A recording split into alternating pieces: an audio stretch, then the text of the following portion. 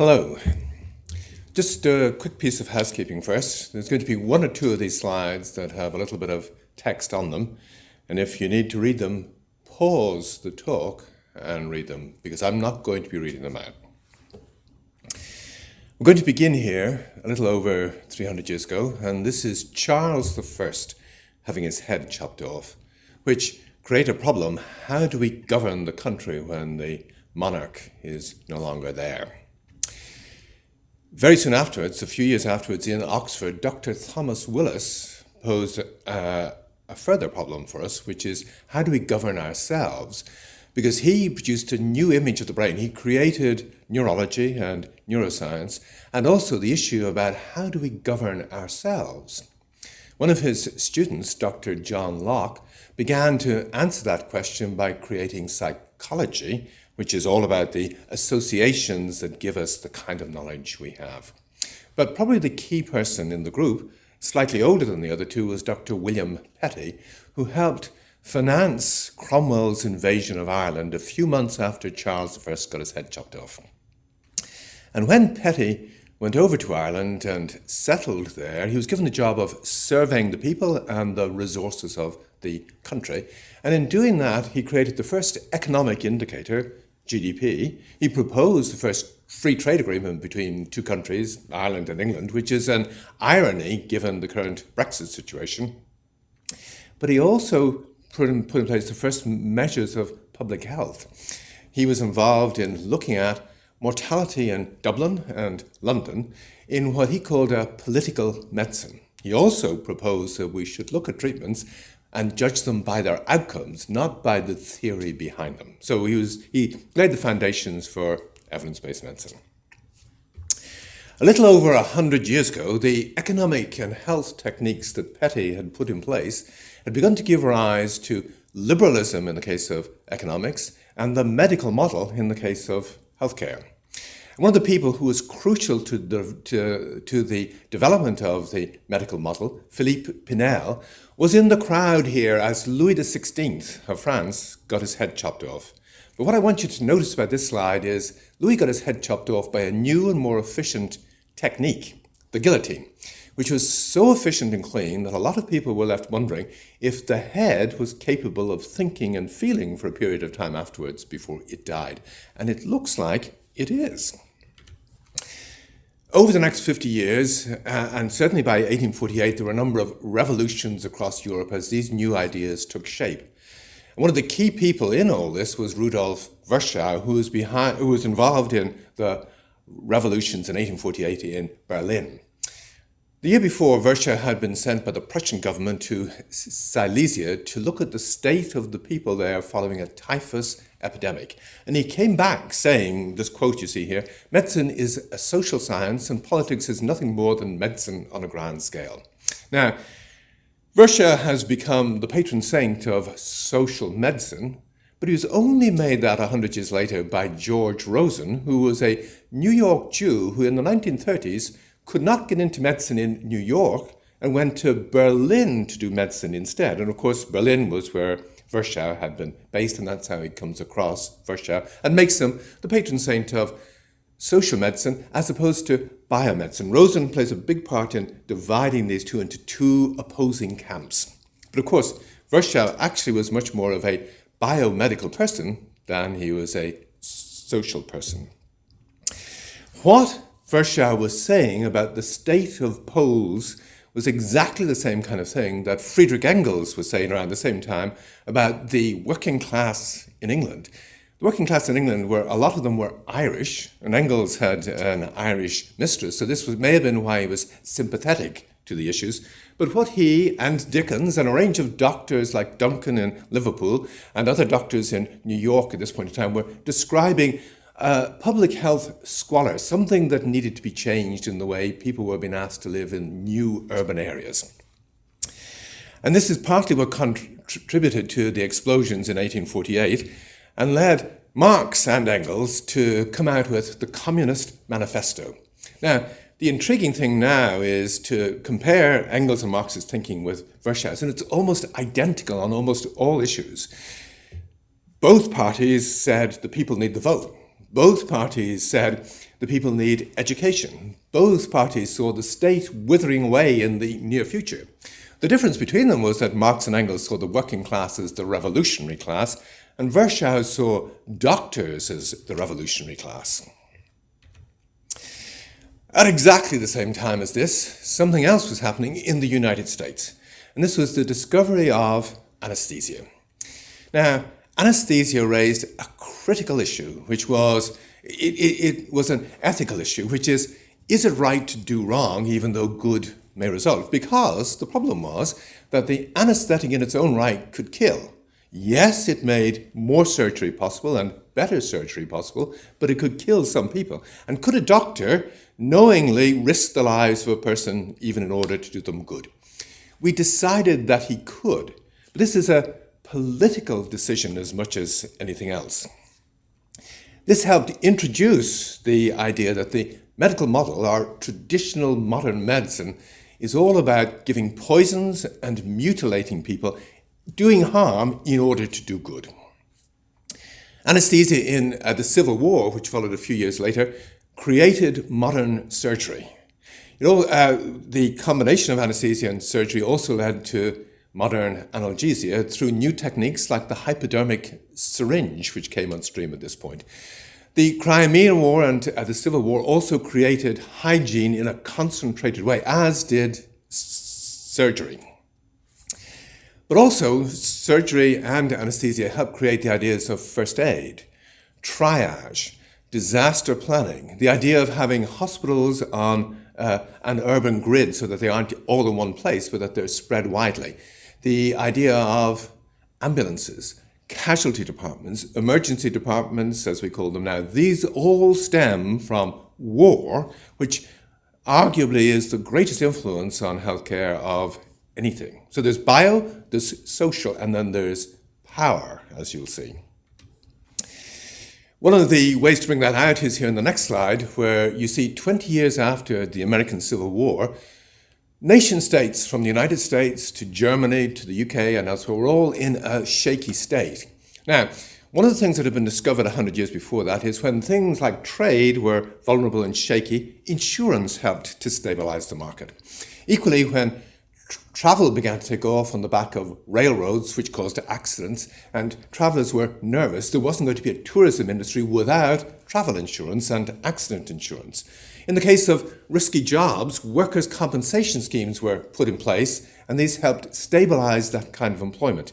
And Bismarck in Germany realized, with a nation state that was a bit shaky, that one of the things that might stabilize it was health insurance. As you see here, he put down Virchow, who was anti-health insurance, and with being a liberal, felt that people should stand on their own feet. Bismarck co-opted medicine for the establishment in doing this, because one of his other concerns was medicine had been terribly revolutionary up to that, and he defanged it. Doctors had to be certified in order to be people who would agree that you were entitled to health insurance, and that meant they had to tick boxes and keep to rules in a way that they hadn't had to do before. Now, here's one further slide about the Great War, which appears 30, 40 years after Bismarck. And this is again trying to bring home the point that war is the greatest driver of healthcare changes. The Great War created orthopedics. It created rehabilitation medicine. It created prostheses. It created plastic surgery, which has become cosmetic surgery. It created blood transfusions and mobile units and mobile x-rays and things like that. One of the things you need to realize is by the end of the war, around 1920, the United States had more hospitals than the rest of the world combined. Today, people in the United States have more medical devices in their body than the rest of the world combined. And the US military, through World War II and the Vietnam War and the Korean War, have continued to play a huge role in how we view healthcare and its issues. The US military created robotic surgery. They've created telesurgery so people can have operations done on them with the surgeon 3,000 miles away from the patient. Why do we do this? Well, we'll need to be able to do it when we send people up to space. The Great War also created Freud. Clearly Freud was there beforehand, but a lot of other people were too. And in the middle of the war, the techniques used to treat what we now call PTSD, the ones that worked best weren't Freud's, but somehow the Freud brand came out of World War I on top of the heap, the first among equals. But the key point behind showing you this slide here is the image of the woman in it. We have an image of women as nurses and doctors doing the key things. In fact, in World War I, women were the surgeons and running the hospitals on the home front, and the men were becoming hysterical on the battlefront, and in the process, changing our ideas about mental health generally. So, 300 years prior to the Great War, the general view had been that providence drives history forward. During the liberal period for about 200 years before the Great War, there was a sense that it was individual genius that drove history forward, great men. But by the end of the Great War, there was an increasing case being made for the fact that it's technique that drives history forward.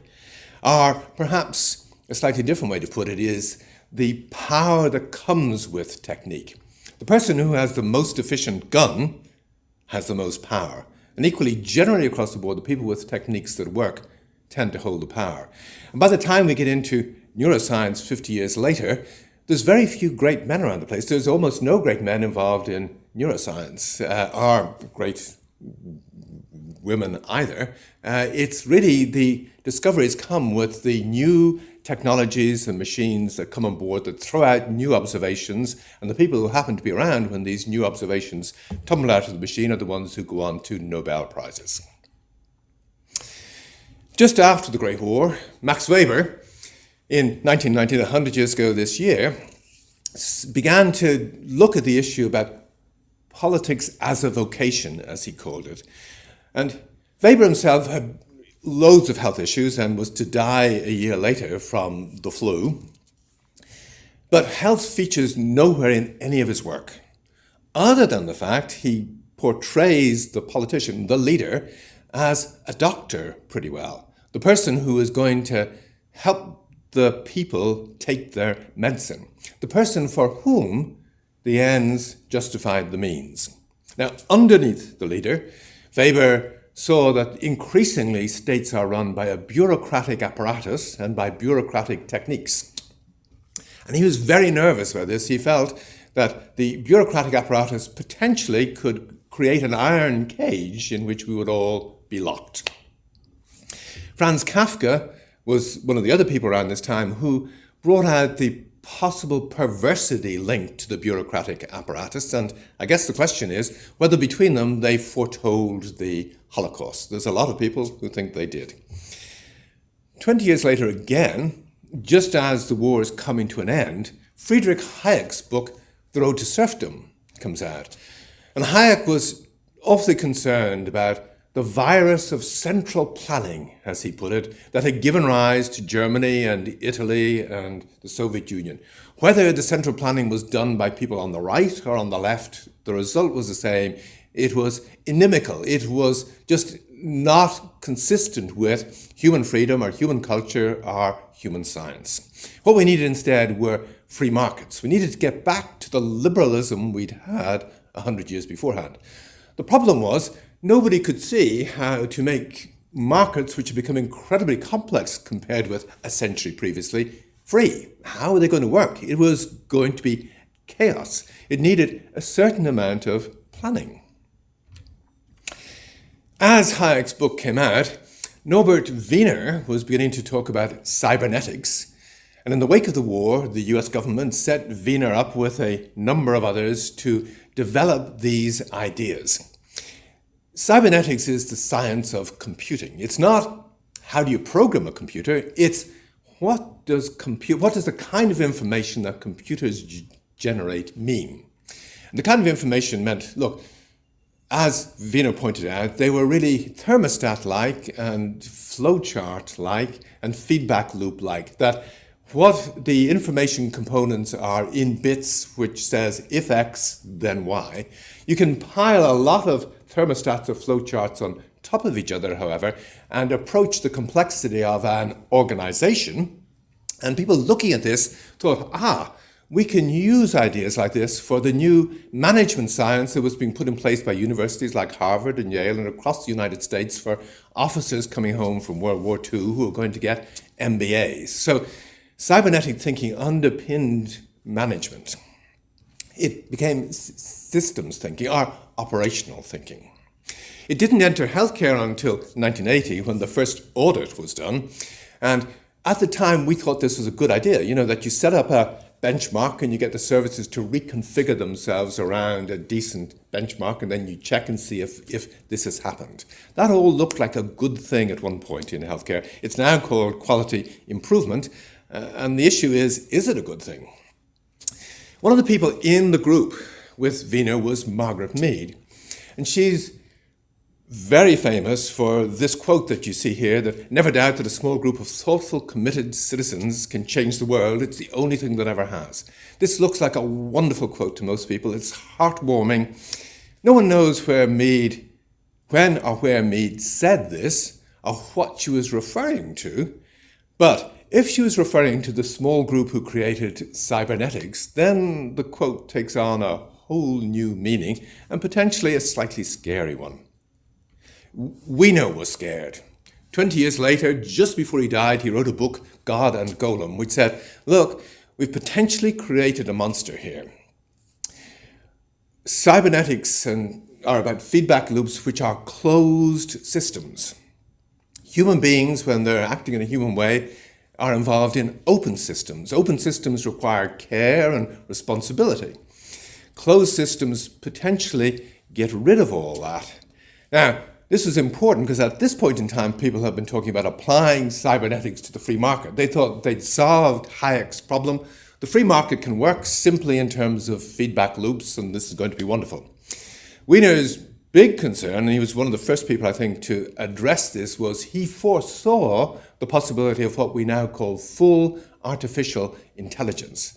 And this would be a point of real peril for humanity, the point at which we potentially handed over responsibility in a way that we couldn't reverse. So, by the early 1960s, there was a number of things happening that were clashing currents. On the one side, there was a rising tide of affluence caught well by J.K. Galbraith in his book, The Affluent Society. And a few years later, the other current was caught by Galbraith in his follow-up book, The New Industrial State, where Galbraith argued that, we thought industry and our major corporations were in the business of supplying our needs and doing it better than has ever happened before. But in actual fact, it's beginning to look to me and a lot of people like corporations are creating wants for us. They create a want for what they can then supply, and they're going to make more money from that than from actually satisfying our needs. We were replacing the invisible hand of the market with the invisible hand of the corporation. Now, a few years later, he put it like this. What he'd glimpsed about the corporation, which concerned him, was that where Weber and others had been concerned about bureaucracy and had linked it to the government, and was a big problem there, what Galbraith is saying very, very clearly here in this slide is that management within our major corporations has become bureaucratic. In business schools, they teach people to manage, which is to be bureaucrats. And we haven't quite worked out what the implications of having our major corporations run by a bureaucracy are. I mean, if we got rid of political leaders, the doctors or the politicians who make the choices, and replace it just by a bureaucratic apparatus, would this be a good thing, either in society generally or in corporations? The other clashing currents came from the biomedical field, which was the NIH in particular, sponsored by the US government, had the most fruitful set of decades of research from about 1945 to 1965 ever. This was when neuroscience got created, when a lot of the biomedical advances that underpin healthcare now came on stream. And along with this creativity, there was an openness to the fact that the drugs we use may cause adverse events, to the fact that people may be injured in the occupations they work in, and an openness to the fact that the pesticides and fertilizers we use might poison the environment. There was also a concern among many people that these new techniques, particularly the psychiatric techniques, were not going to enhance us, but were going to diminish us. We're not going to liberate us, but we're going to control us. And when the 1968 revolutions exploded, psychiatry and mental health became a central focus of people's concerns. In Tokyo, the students occupied the Department of Psychiatry for 10 years, and all biological research came to an end. In Paris, the students here are marching, and they're marching to the offices of Jean Delay, the discoverer of chlorpromazine, the man who essentially creates modern psychiatry, and they ransack his office. Psychiatry was a central focus. So we've got these clashing forces. What was the outcome? Who won? Well, one of the most influential thinkers at this point was Herbert Marcuse, who just before 1968 had produced his best-selling One-Dimensional Man, which picks up these issues and says, look, we've entered a period of history where people don't think anymore, they do. Doing has trumped thinking. And it's very much driven by numbers. In the case of the culture industries, for instance, what the industry will do is look at the numbers of people that go to a Disney movie and the numbers of people that go to a Shakespeare play. And if more people go to a Disney movie than a Shakespeare play, Hollywood will produce Disney movies and will stop doing Shakespeare plays. It's about what works, and what works is determined by people and the money, which just, it's neutral. Whatever your values are, the money speaks, basically. Money doesn't smell either, is the other thing. Whatever your values are, one way or the other, well, money is neutral, it's value neutral, and that's what we're going to go by. We're going to step back from any arguments the rest of you might have as to whether Disney movies and Shakespeare are better. The same began to apply to medicine also, because by this point in time, we had begun to have figures for blood pressure, we had figures for blood sugar, figures for cholesterol levels, and we also had treatments that could make a difference to these figures. So medicine was on a road to doing rather than thinking. Rather than thinking about whether this raised blood pressure is a malignant or process hypertension, rather than the benign hypertension that an old man like David Healy, who needs a little bit more blood to his brain, might be helped by, we ended up in a world where if there's any elevation of blood pressure, we're going to treat it, regardless of whether it causes David Healy to fall over or not. And in mental health, this came to a clearest focus with the creation of the Diagnostic and Statistical Manual, DSM, and DSM-3. Work on it began in the mid-1970s. And what DSM did was to say, look, there's all sorts of competing views about being depressed. We're not going to pick a side. We're just going to say, if you've got 5 of 9 clinical features, then you meet criteria for being depressed, and you can be regarded as being depressed. Even if you happen to be pregnant, and this is the reason why you meet the criteria, or if you happen to have the flu, and this is the reason why you meet the criteria. It was about doing rather than judgment. Judgment had become the problem, and we wanted some value-neutral way through the problems judgment causes. So let me step back for a second and introduce 2 new techniques. One was thalidomide, a French drug, which is used as a sleeping pill, which caused horrific birth defects. This is in the late 1950s and early 1960s. In 1962, this led to the Food and Drugs Act in the United States, which I would argue is the greatest influence on healthcare today. And central to what the FDA did in 1962 was to introduce randomized controlled trials, which is a new technique then, but which people understood not very well. And the idea was that all drugs are risky, but clearly if a drug doesn't work, that it's riskier again to take those risks.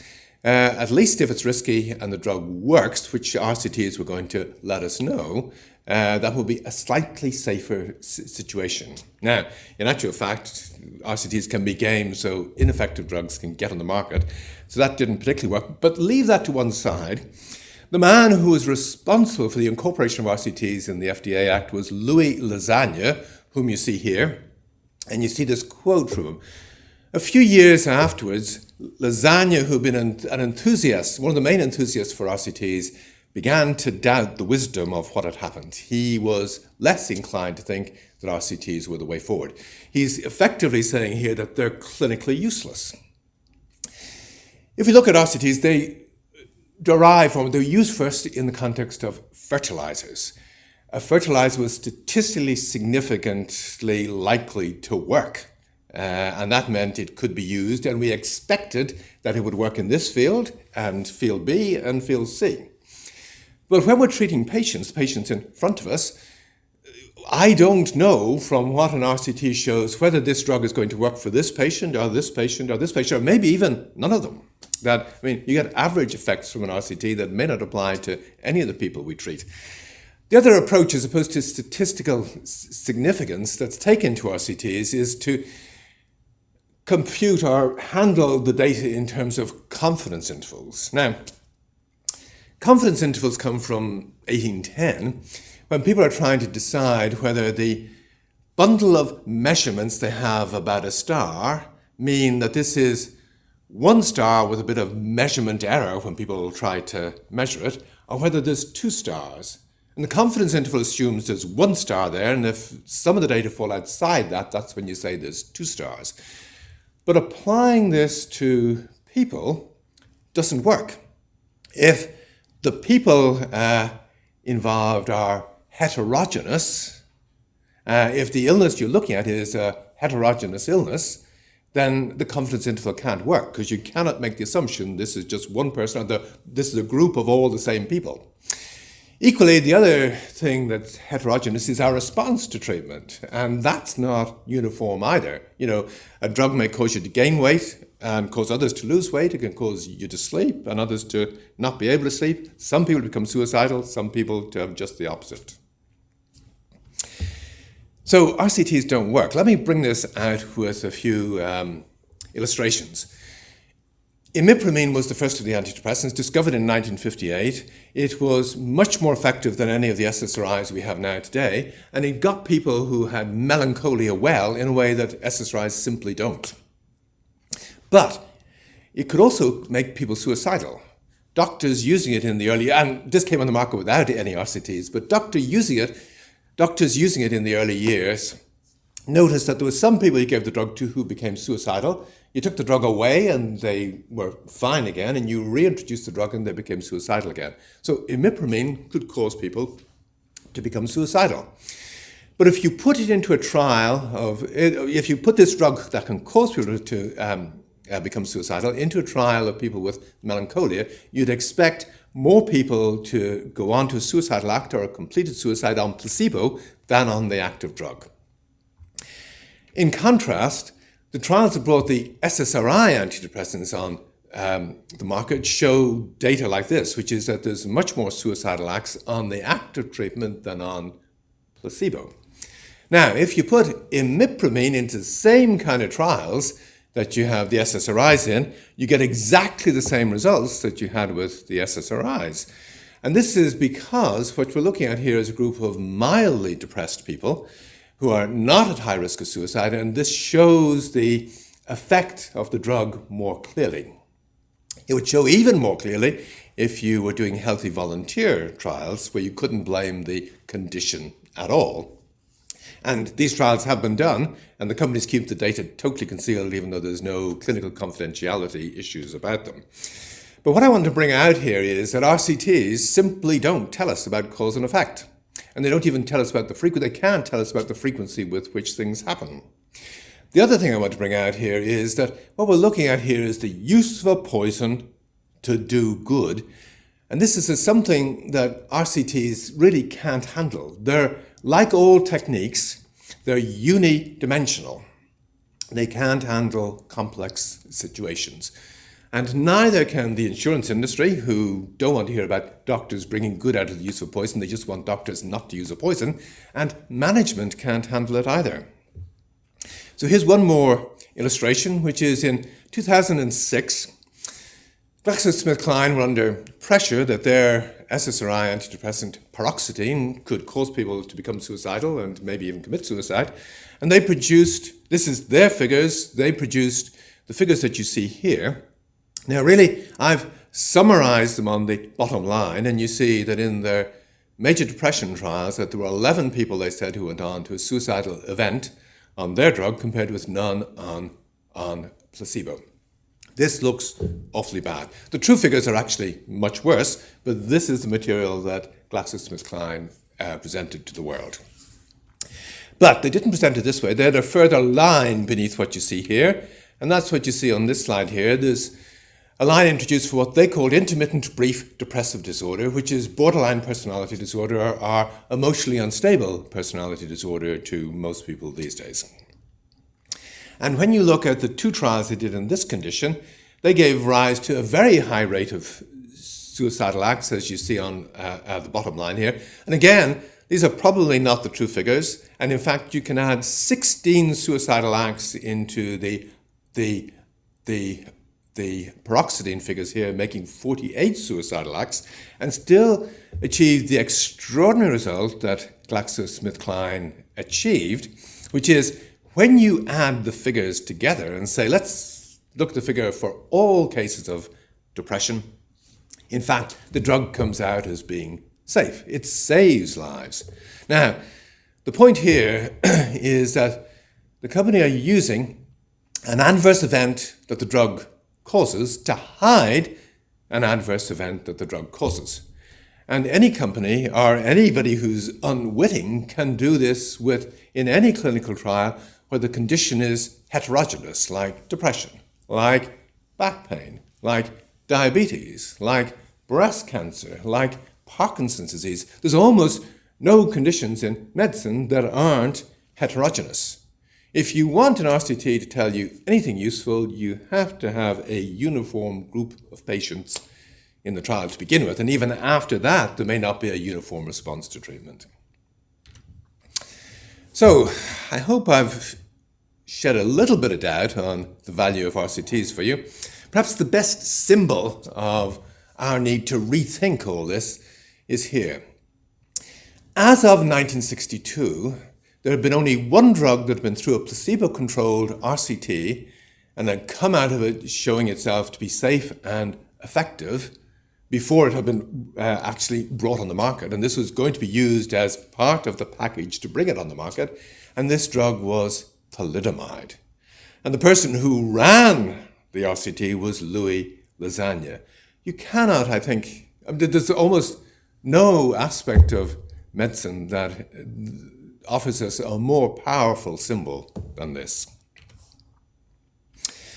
So let me take you back to where we briefly stopped, which was money doesn't smell and operational criteria don't smell either. And the point where numbers were being put in place and DSM criteria were being put in place to create a new kind of medicine.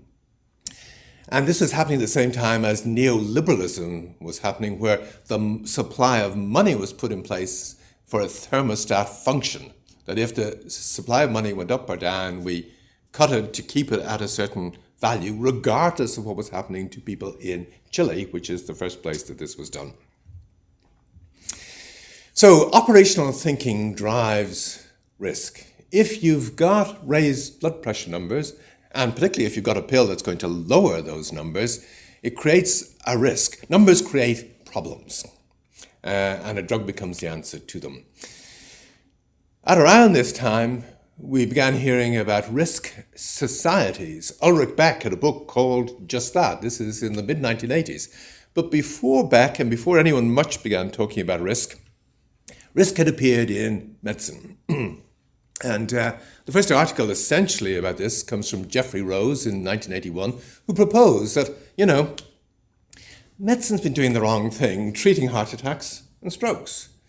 There's no point doing that. We don't get good outcomes. You need to treat raised blood pressure, raised cholesterol levels, raised blood sugars beforehand to avoid having the heart attack and the stroke.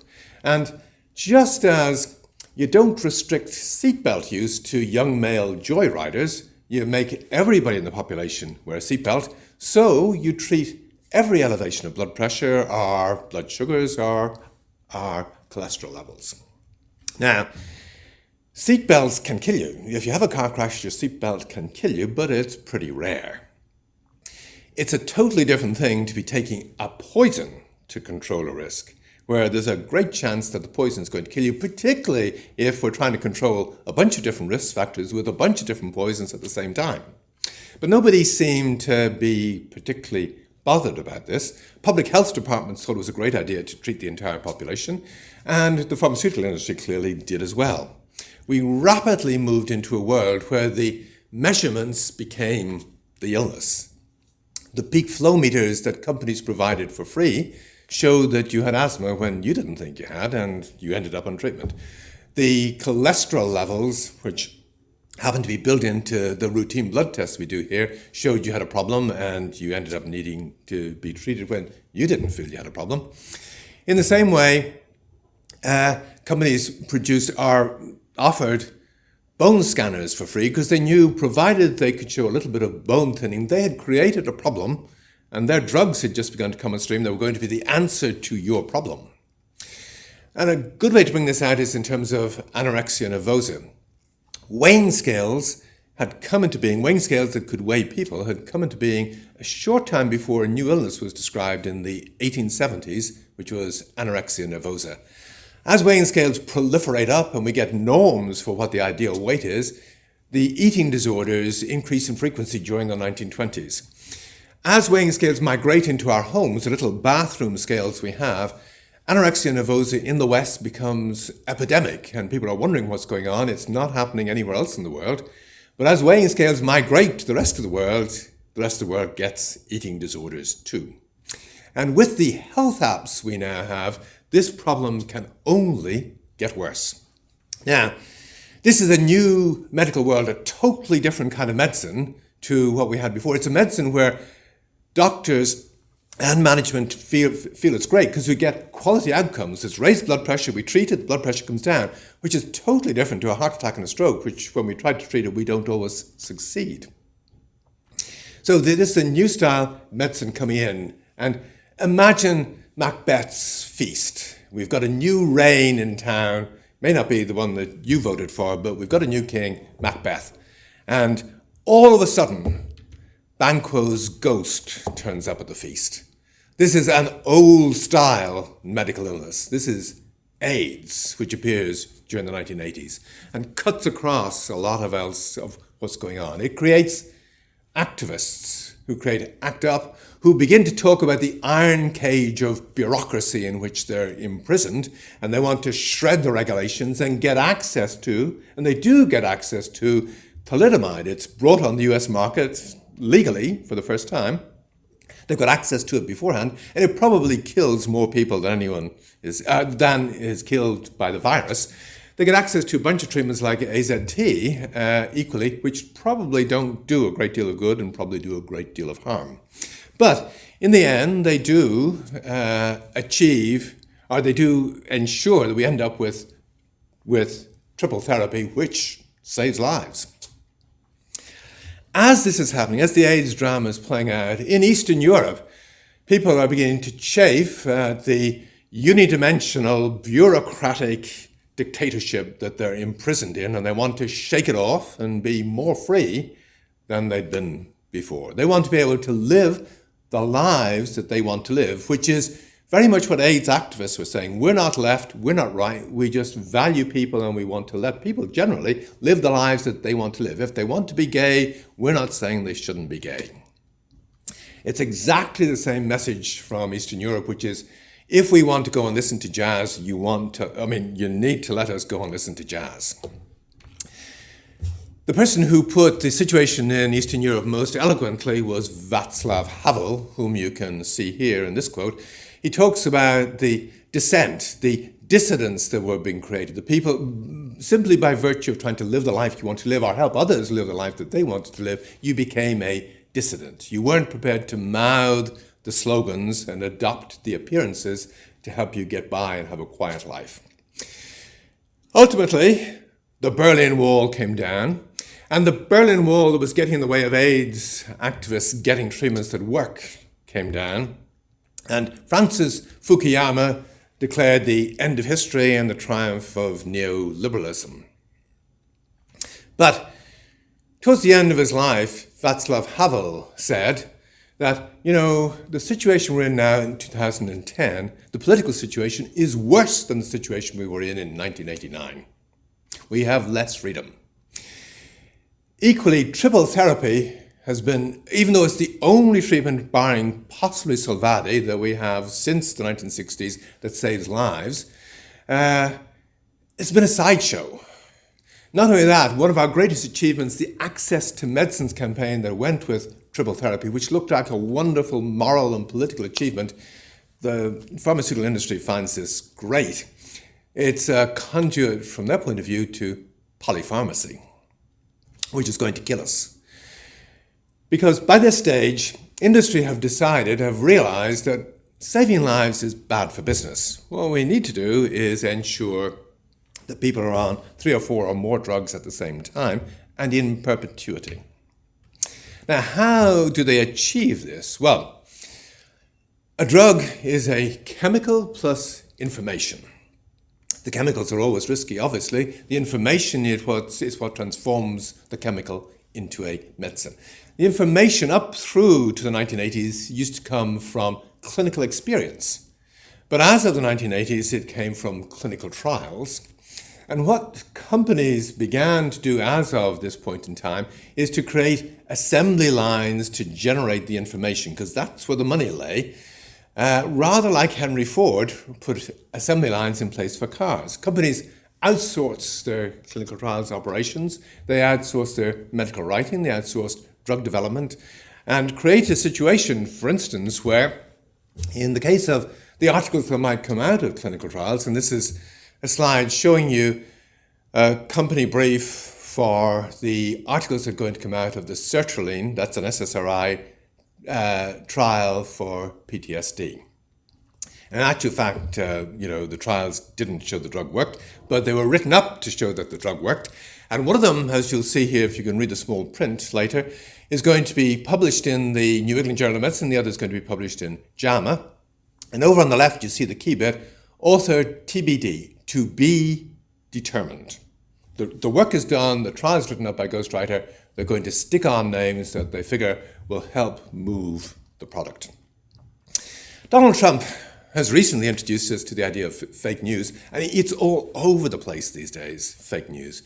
But in actual fact, the greatest concentration of fake news on the planet centers on the drugs your doctor gives you. If he or she is reading any article about any on-patent drug, this has been ghostwritten in all probability, and in absolute probability there's no access to the data behind the article. No one can check and see if the article is representing what happened.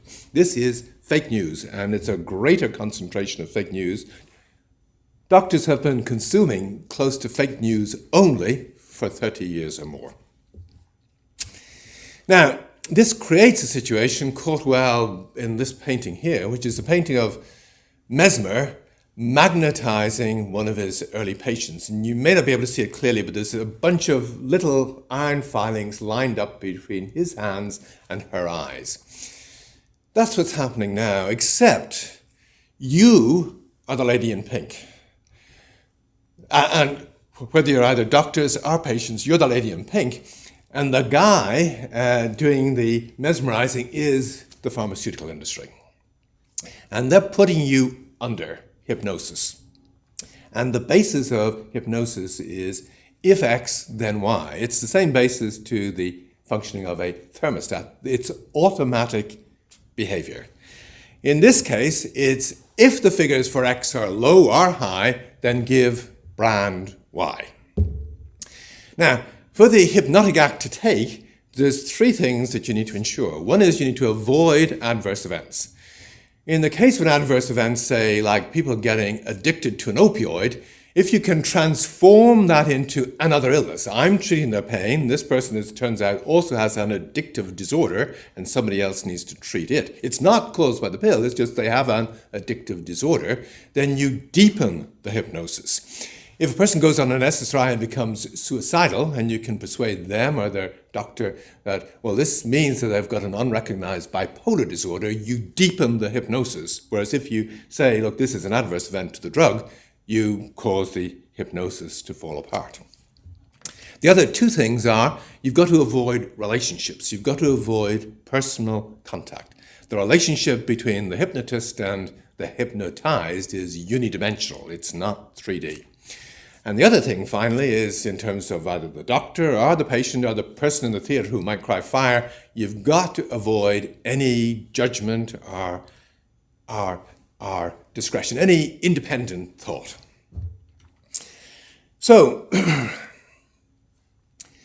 medicine got transformed at this point. It used to be healthcare, it became health services. And perhaps the best book about the transformation and the risks is Anne-Marie Moll's The Logic of Care. And here you see on the front cover a lady who's got diabetes, been taught to prick the side of her finger so that if she pricks the pulp, the risk is she'll lose the pulp. And if she goes blind, she may need the pulp to feel the way she's going.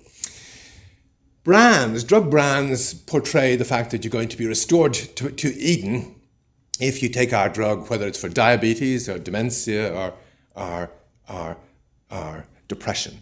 But in the real world, people who are caring for other people know we have to make accommodations, that diseases we don't get restored to Eden, even if the treatment's wonderful. We get changed, and we need to accommodate to a changing world to ensure that the technologies we're using enhance rather than diminish us. At the same time, one of the things that was happening was that in the 1960s, the service sector had begun to emerge as a potential replacement for the manufacturing sector. People were less likely to be working in manufacturing, more likely to be working in the service sector, the fast food industries, banking, insurance, telephonics, and all sorts of things like this. This didn't include at that time health or education, but as of the 1980s, health and education began to change and began to become service industries in a way that they hadn't been before. And service industries are all about delivering products to you in a standardized way. One of the key things that helps the service industry is the fact that with the control trials being done, once they get compiled into guidelines, all of a sudden the managers who had to depend on clinical discretion up till that now had a thermostat. We know what the temperature should be, and you have to keep to the guideline or else you're in trouble. And this is the case whether you're working in private medicine in the United States or public medicine in the UK. And what it's done is to create supermarket standardized medicine where you've got increasingly a bunch of people who are on the cash desks who will prescribe in very limited areas for you or do your colonoscopy or whatever. They're dedicated to one task, they're trained up in, they've got little discretion, and you've got people behind the scenes who walk up and down who can get called into play if any discretion is needed. These are the doctors, but even they are very limited in their scope. And for you and me, if we're checking the food out, it doesn't matter which of the counters we go to because we're going to be treated identically at all of them. The idea of continuity of care, that it might make sense to go to the same person each time, is shredded if everybody keeps to standardized protocols. As one of my patients said to me recently, when I take my dog to the vet, my dog gets more continuity of care than I do, and they get more person-centered care than I do. And, he's absolutely right. So, in 1807, Johann Gottlieb Fichte created evidence-based thinking.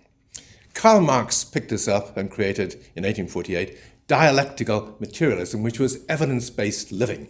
The idea was we knew what we had, we knew what the ground rules were, we take them into daily life, and if they generate effects that we didn't expect, we combine those effects with what we knew to produce a new synthesis. And Marx was sure that this dialectic was going to lead to an enhanced humanity. But the proletariat never graduated from the University of Life. The question is, why not? And, well, I think we have the answer here, which is evidence-based medicine, which appears in 1990, is very much the same thing. It was, here's the evidence, the thesis, use it in clinical practice, keep an eye on what's happening, the antitheses that turn up, and combine them into a new synthesis. And the promise was that evidence-based medicine was going to revolutionize medicine, but it hasn't. And your experience may shed light on why there was no revolution. And a key date in this experience is September the 20th, 1991. The year beforehand, there's been an article in an American journal saying that 6 patients given Prozac had become suicidal. It was awfully convincing that the patients became suicidal and could distinguish the problem from the drug from the problem on their illness. When you removed the drug, the problem cleared up. When you reintroduced the drug, the problem came back. By all canons of causality, Prozac caused people to become suicidal and potentially to kill themselves. In response, Lilly meta-analyzed their clinical trials and had this article published in the BMJ on the same day as an FDA hearing. And their argument was, when we look at all our trials put together, we find there's no increase in suicidal acts on Prozac compared to placebo. Which are you going to believe then? The anecdotes you've heard about last year are the science. And remember, the plural of anecdotes is not data.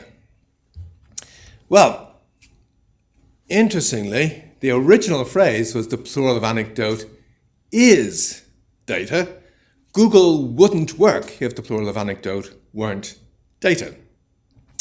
This is the point at which we begin to become invisible. Lilly's defense won, even though when you looked very closely at the data, there was an increased rate of, a statistically significant increased rate of suicidal acts on Prozac compared to placebo, but FDA and BMJ were turning a blind eye to this. At this point, journals changed. They could no longer take case reports about adverse events, particularly as no one was going to buy them, but also legally they were tricky. In contrast, reports of RCTs or meta-analyses of RCTs became a lucrative cash cow for most journals. Drugs bulletins, which we all used to get regularly, which talked about the harms of drugs, vanished. Instead, we began to get guidelines. You can get them awfully easily. They're all over the place, and these talk about the benefits of drugs, but not the harms. And a phrase emerged, which was risk-benefit ratio. What this means is regulators have agreed they are not going to warn about the hazards of a drug, like becoming suicidal on an antidepressant, if that would deter people from seeking treatment and they might get a benefit from the treatment. They're simply not going to warn. That's what it means. Our patients became invisible in front of us, and we became invisible too. And both our patients and us have since been up against the science. What do I mean? Well, again, Lasagna brings the point out here.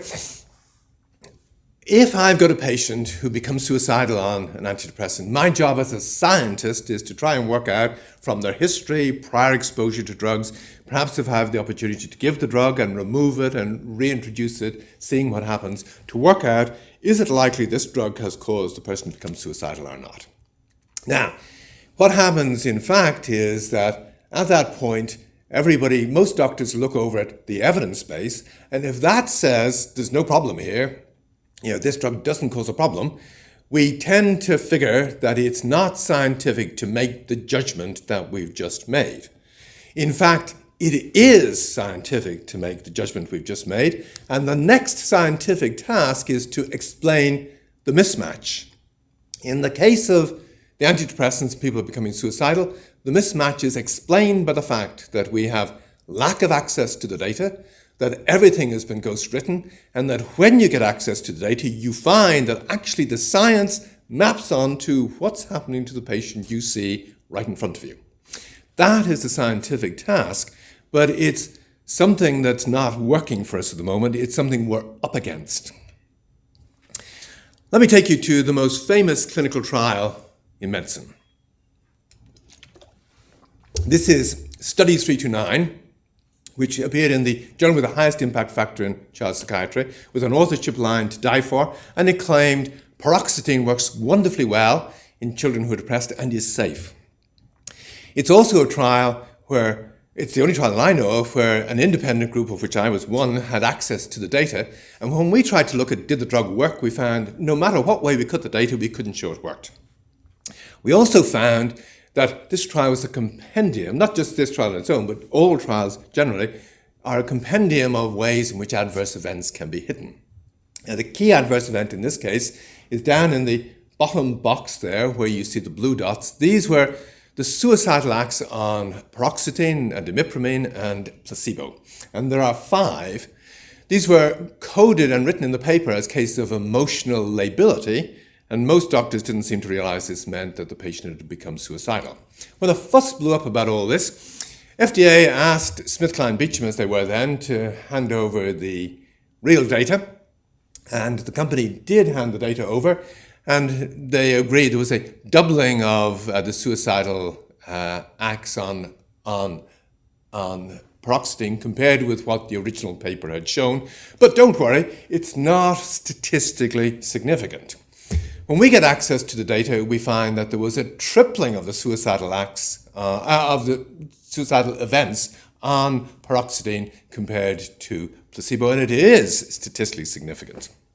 Now, you can get almost the full story of Study 329 on study329.org. It gives you the background, the efforts to access the data.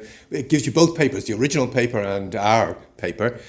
If you want to get the full story, which includes the juiciest conflict of interest details you will ever read in your life, along with who was sleeping with who in the process, there's going to be a book out later this year on just this thing, and I'm hoping everybody will get it. But what I want to take you on is to this. At the time Study 329 comes out, there have been 70 published open-label studies about antidepressants being given to children, all of them glowingly positive. This child was transformed on the drug. This child was better than well. Now, when we're faced with things like that, we know that we have to be skeptical, and this is why we run controlled trials. And when the controlled trial shows the drug doesn't work, we stop using it. In fact, as of 2004, when there was great concern about this whole issue about what the antidepressants do, there have been 20 controlled trials done, every single one of them negative. You'll see the N's down there. And further over, 2 columns over, you see excess. There's an excess of suicidal acts in every single, suicidal events in every single trial on the active treatment compared to the placebo. And if you can read the small print, you'll see that in one of them, the excess was 34 compared with 3, 34 on the active drug versus 3 on placebo. But there's no mention of this in any of the 7 papers about this trial. Now, fluoxetine, Prozac, has been approved for children who are depressed in Europe and the United States, and it's on WHO's list of essential drugs for children. For a drug to be approved, there have to be 2 positive trials, and I've told you every single trial is negative here. There are no 2 positive trials. Fluoxetine is the drug with the greatest number of negative trials of all SSRIs. FDA know that the trials that they used to approve the drug were negative. EMA know this as well, and you know it now. So, after 2004, a further 10 trials were done. There have been over 10,000 children recruited to these trials. Some of the venues in which trials have been done now make Study 329 look wonderfully ethical and moral. The venues are fairly shoddy. So altogether, we've got 30 negative trials. This is the greatest concentration of negative trials for any condition in any age ever in recorded history. So what's happening in the prescriptions for antidepressants? Well, antidepressants, barring our oral contraceptives, are now the drugs most commonly used by teenage girls, and their use is increasing. It's not falling. So let me take you back to 1974 and the Guildford Four. There's bombs go off in pubs in Guildford, England, and 4 innocent Irish people are picked up and jailed. They end up getting out 15 years later, but it's very obvious fairly early on that they're innocent. When asked to review the evidence, however, the Lord Chief Justice at the time, Lord Denning, says, we can't let these guys go, that the public will lose confidence in the law if we did that. 30 years later, James Holmes walks into a movie theater in Aurora, Colorado, showing the movie Dark Knight Rises, and has a bunch of guns and kills 12 people and injures 60. Holmes gets tried and gets sent in a state that's got the death penalty. I get asked in to see him, I interview him, I look through the case history, etc. And my view is that Holmes, the Aurora 1, was as innocent as the Guildford 4. He clearly has killed people, but it wasn't James Holmes that killed the people. He was transformed by the drug into a killer. He had a very convincing case. Now, you don't have to believe me on that, but the trouble is, what the issue is, you had an expert quite prepared to go into court and say, this is a very convincing case, you cannot get more convincing than that, but his lawyers didn't want to play the card. They felt it was impossible to go into court and to say to a jury that Pfizer had known from healthy volunteer trials 40 years beforehand that their drug could do exactly this, that all of the literature on the drug was essentially ghostwritten, and that FDA had been approving drugs that didn't work. They felt that was simply not something they could do, even though their client risked being executed. He ended up with the 3rd longest jail sentence in US history. You're a long way from the Guildford 4 or the Aurora 1. How does this apply to you? In actual fact, you're not. You're in a very similar position to James Holmes and the Guildford 4, which is that if one of your patients gets injured by treatment or killed, the family will come along and want to know from the health body what happened, and the health body will go through all its processes and root cause processes and things like that, trying to work out what happened, and we'll sit down with the family very nicely and show them all the guidelines and show them all the targets and benchmarks and how the service did a wonderful job. And the family or the person will be left confused. Well, how come I'm injured, or how come he's dead? And the answer is, unless the health body has a box for treatment-induced death or injury, they can't answer the question. And they don't have a box for that, because to have a box like that in place would mean they'd have to have mitigation processes in place to ensure that this risk was less likely to happen. And any mitigation processes will come up against the fact that the literature is ghostwritten and there's no access to the data. It is above the pay grade of any CEO in charge of any health body or any Minister of Health in the UK or Holland or the United States to put a box like that in place. And in the absence of a box like that, people working in healthcare become targets, because if anyone's going to be blamed, it's going to be us. This is creating an atmosphere in healthcare that is very like the atmosphere in Eastern Europe during the 1970s and 80s. I've taken Václav Havel's wonderful quote and replaced Eastern Europe with healthcare and replaced the word he the whole way through it with the word she, because if there's going to be a change, it's going to have to come from a person with balls. You and I can fly from Amsterdam to New York confident, because we know if we go down, our pilot goes down. And she's going to ensure that she's not going to go down by reporting any possible glitch or adverse event that she spots and not being prepared to fly again unless it's put right, and her colleagues won't fly either. But if you go to a doctor and you have an adverse event or a glitch or whatever, your doctor only reports 1 in 100 serious adverse events.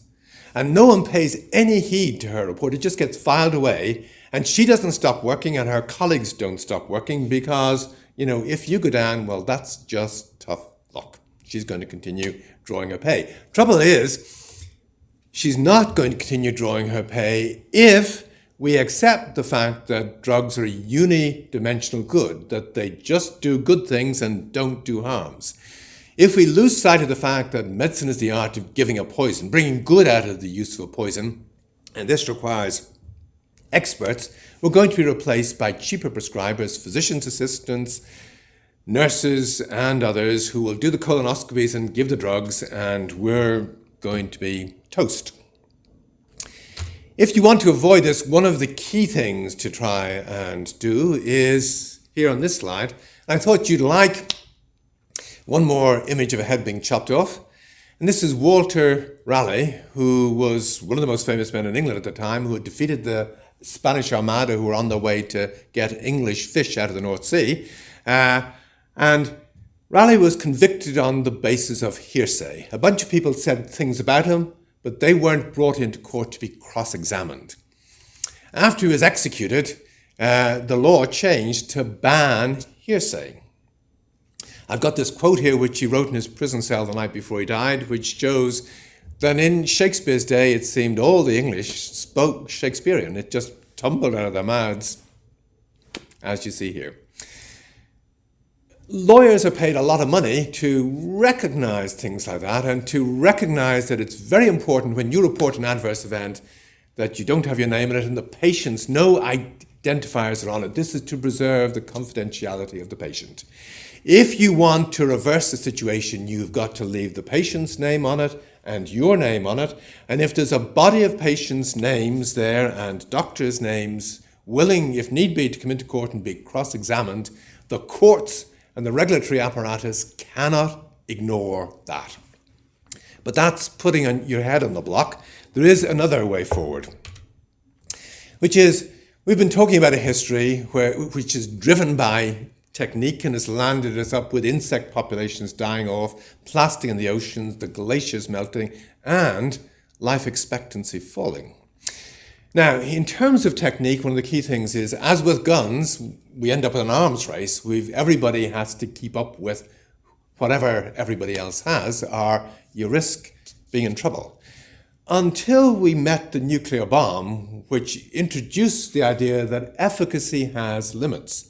We can become so efficacious that we cannot use the weapons. So, how does this apply to us? Well, one of the other angles on this was introduced to me by Donald Trump a short while ago, which was after one of the school shootings in the United States, Trump said, what we need is a good guy with a gun in those schools. People were horrified, and Trump responded, well, if you don't think a good guy with a gun is a good idea, why do you have a good guy with a gun outside the White House? And the thing is, you see, guns work. They're a quick fix.